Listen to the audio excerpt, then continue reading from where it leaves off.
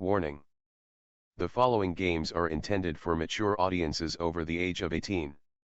These games may contain some material that many parents would not find suitable for children and may include intense violence, sexual situations, coarse language, and suggestive dialogue. Viewer discretion is advised.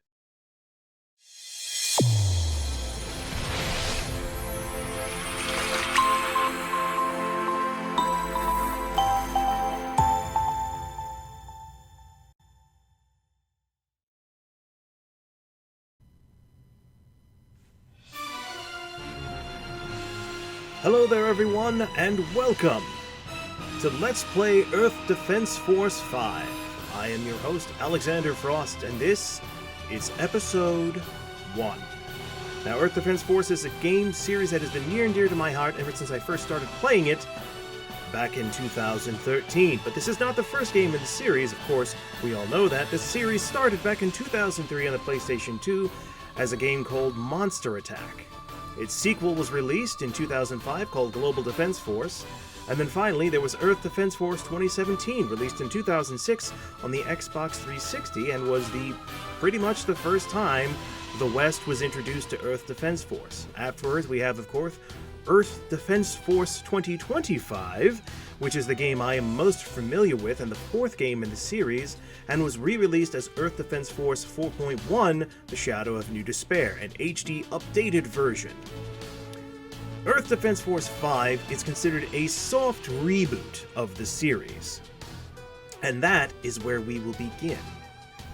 So, let's go ahead and get started here. This is a fresh save file, and actually my first PS4 proper Let's Play, so if I sound a little bit rusty, I've got about 2 years worth to knock off, so I'll fix it, don't worry.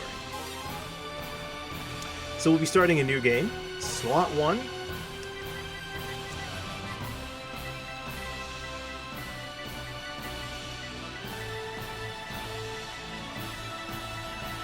Because I gotta be... Did that say what is a sempstress? Someone in the comments tell me what that is, because I've never heard of that. I'm gonna learn something new today. Alright, we use this particular file. Now, because we are using this as the soft reboot of the series, essentially I'm not going to bother explaining the differences between 2025 and 4.1 in this game, because I would be here all day. I could do an entire, hour-long series. Now, as I said, this is the first proper Let's Play I've done in a while, and the way I want to do it is I'm trying to go back to the shorter format, which is try to keep videos to about 10 to 15 minutes. So, while there are a crap ton of missions in this game, it's going to be a long series. One mission, one episode, just to keep things nice and condensed and bite-sized. Alright, so we have offline mission mode, we have online mission mode, and two-player split-screen mode. We don't need any of that. We're just going to play by ourselves.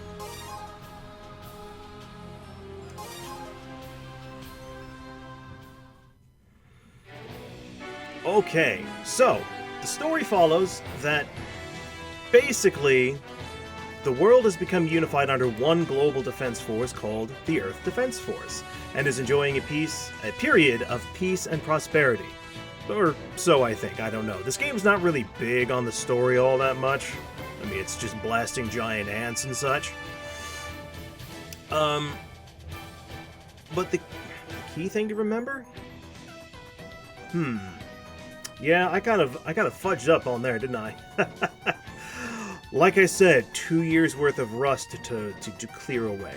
Let's begin with the various classes and what we see here. So, we see that our current class is Ranger. We have 200 points of armor. That is our health. So we have 200 points of health. And the two items below that, the PA-11 and Grant M31, these are the weapons that we have. Now, every class can carry a variety of weapons and equipment with them into battle. There are 4 different classes, which we will go over right now. We can choose to be the Ranger, which is Infantry Special Forces. Rangers are combat experts who can handle a wide range of weapons and a wide range of vehicles. Vehicles? I'm trying to ram vehicles and weapons in here together. Let's knock the rust off together, folks. I'm working on it. They're also licensed to operate military vehicles. I didn't even read that far. This is the easiest soldier class to use and has the highest combat strength. If you're playing the game for the first time, you should start out by choosing this class. Very true. The Wing Diver is the all-female Special Forces unit equipped with jetpacks. They carry state-of-the-art energy weapons instead of ballistic weapons to reduce weight. They deal the most damage among all classes. This soldier class is swift and deadly, however, their low HP and defensive strength makes them particularly susceptible to attacks. The Aerator is a tactical soldier that is equipped with a communications system. The mission of the Aerators is to work with the Air Force and provide coordinates for airstrikes. The Aerator annihilates enemies by calling in bombers and gunships and designating attack targets. An Aerator can even request vehicle drops. Hello. I need to scroll down a little. This class is for intermediate players. It has the potential to deal a lot of damage, but it finds itself in certain optimal situations to do so. It has to find itself there. Because the main purpose of the soldier class is to assist allies, it's best suited for cooperative gameplay. You should probably select this class after you've gained a certain degree of familiarity with the game. I'm pretty familiar with the game. Now, as far as being an Aerator goes, it's very geared towards co-op, but you can play by yourself. Finally, the Fencer, a heavily armed soldier fully equipped with a powered exoskeleton. Thanks to their powered exoskeletons, this soldier class is capable of equipping enormous weapons. Also, the soldier class can carry separate weapons of both arms and wield both of them at the same time. This class is for advanced players. Its controls are different, and those are different from those of other classes, and playing this class requires learning new techniques. Mastery of this class will grant players terrifying power, but the path to mastery is very challenging. This is true. This is true.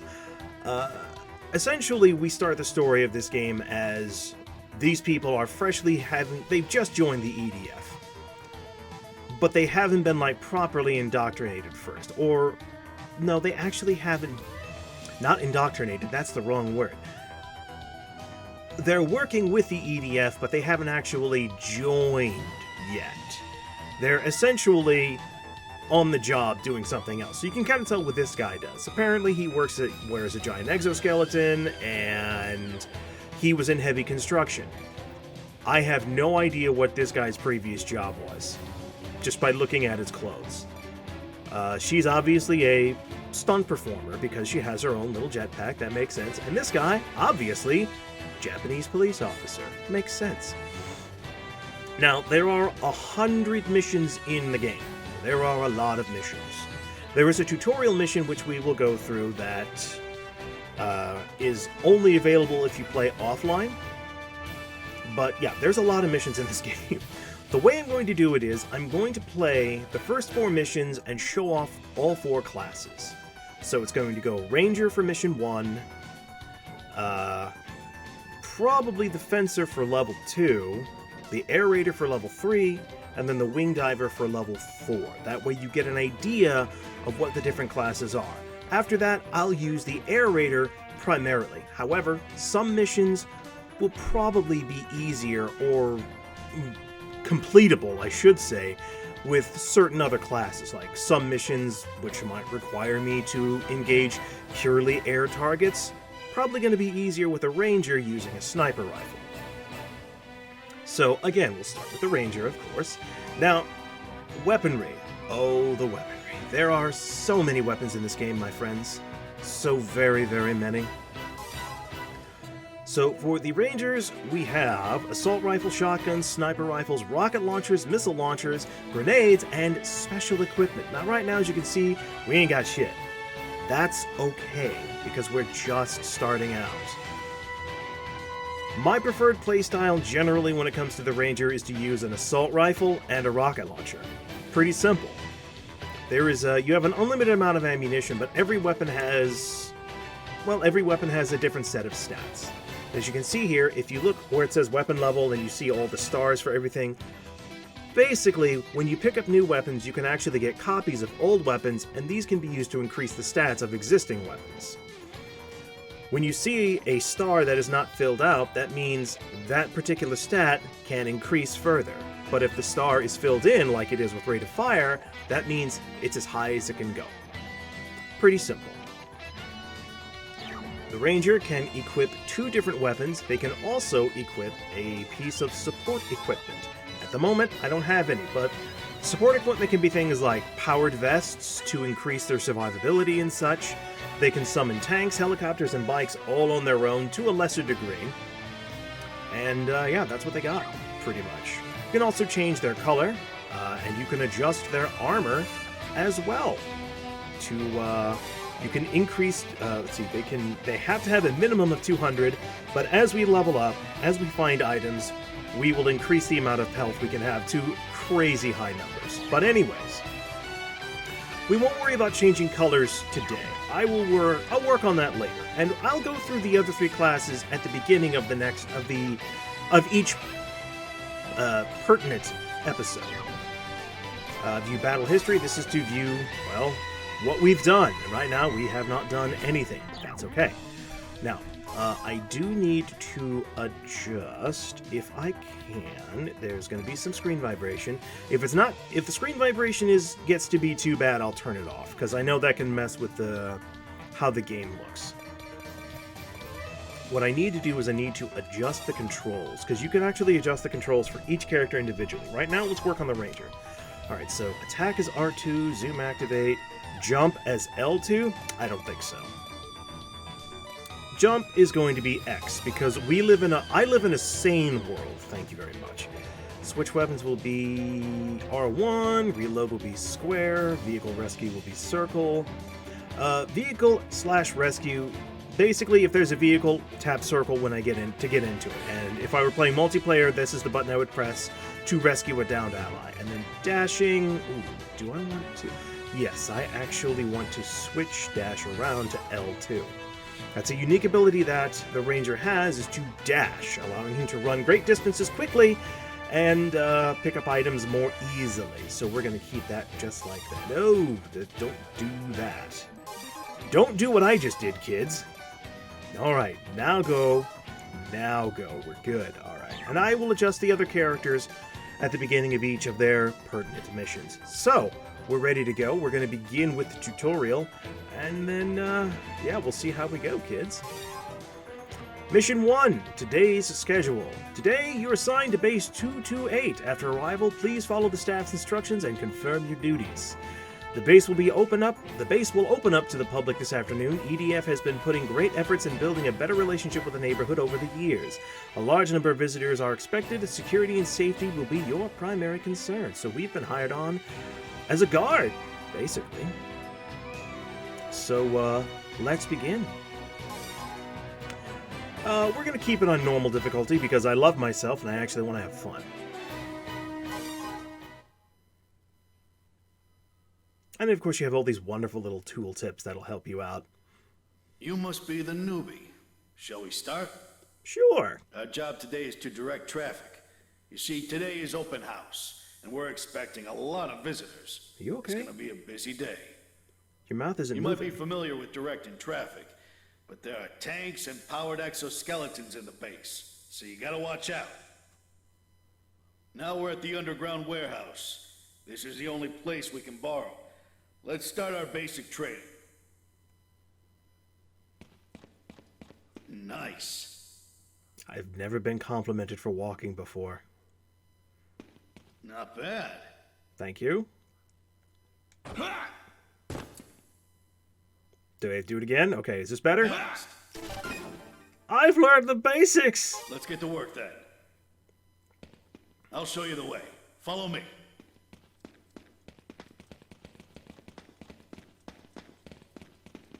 Keep up. The bottom of the base is huge. It's easy to get lost.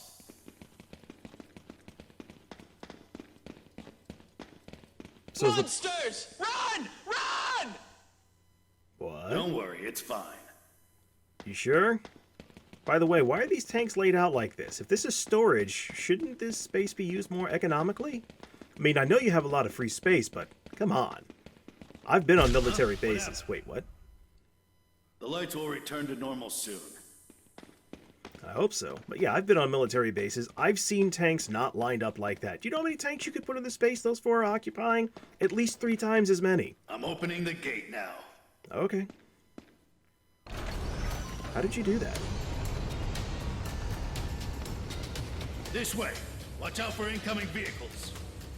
A Okie powered dokie. exoskeleton hits like a truck. You don't want to get in their way. Man, I would love to Answer pilot me. one of What those. happened? He was eaten. George was eaten. Don't worry. Soldiers love making jokes like these. I don't know about this one.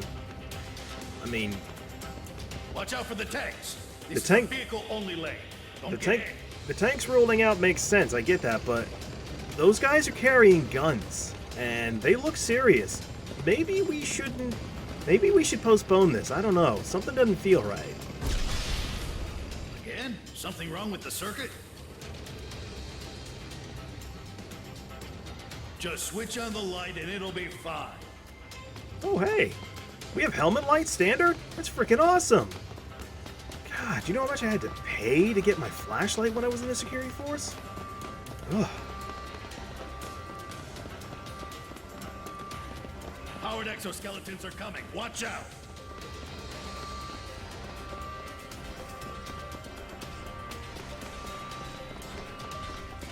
This base is too large for humans. It looks like it's designed for military vehicles. Well, yeah, why wouldn't they be? This looks awesome. So what do I gotta do to pilot one of those? Emergency alert. Emergency alert. This is not a drill. Repeat. This is not a drill. Maybe something did happen. I mean, it seems like something should have happened, because the alarms are going off and giant mechs are taking No off. need to be nervous. Behind this gate is... Huh? Oh god.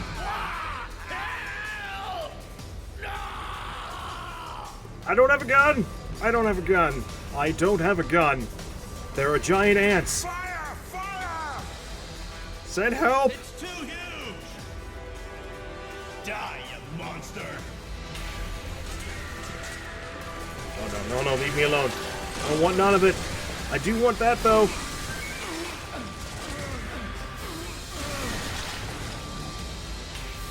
What the heck are these things? I've never seen creatures like these before. They aren't surviving dinosaurs, are they? I don't think dinosaurs look like that. Close. Who is this? Are you all right? You are a civilian, aren't you? I'm Come, a s- I'll give you a weapon. No, I'm a security guard. I'm not a civilian. But yeah, I'll take a free gun. This is an emergency. The base is being attacked by monsters. We don't know what they are and how many there are, and we don't know how they infiltrated us. We can't make contact with the ground. We are isolated. Before the reinforcements arrive, we are on our own. That is why I'm arming you. As soldiers, and it's our duty to protect civilians. Although I would like to guarantee your safety, I can't make that promise as long as the identity of the enemy is unknown. Use your weapon to protect yourself if you're in danger.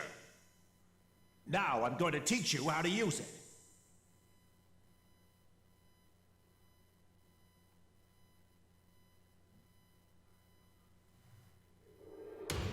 So, from here, the tutorial deviates a little bit depending on which class you choose.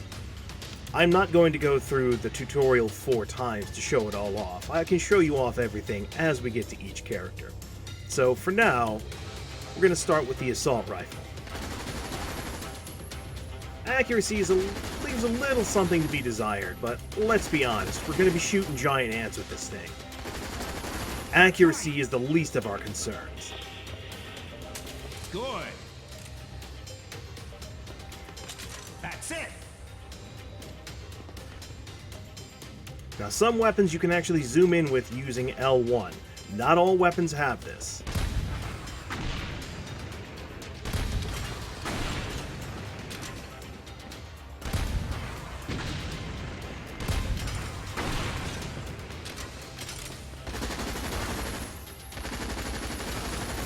You got talent.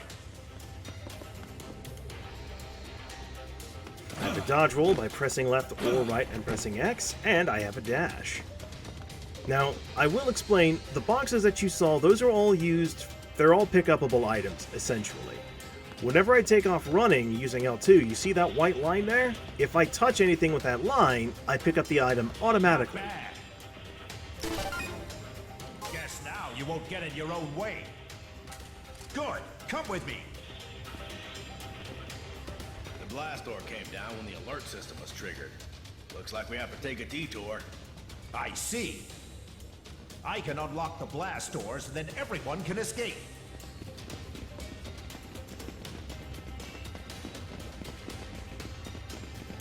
So in case you couldn't tell, the audio was just straight translated from Japanese. It wasn't localized.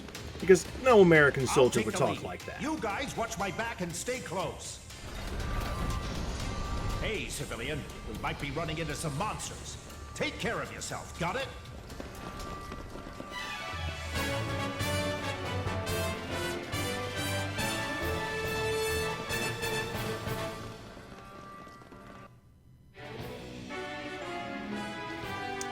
So, whenever we kill enemies, there's a chance that they will drop item boxes. There are only 3 kinds. A white box, which is health. A red box, which is armor and will be permanent health upgrades. And green boxes, which are weapons. We'll be seeing plenty of those in the coming days.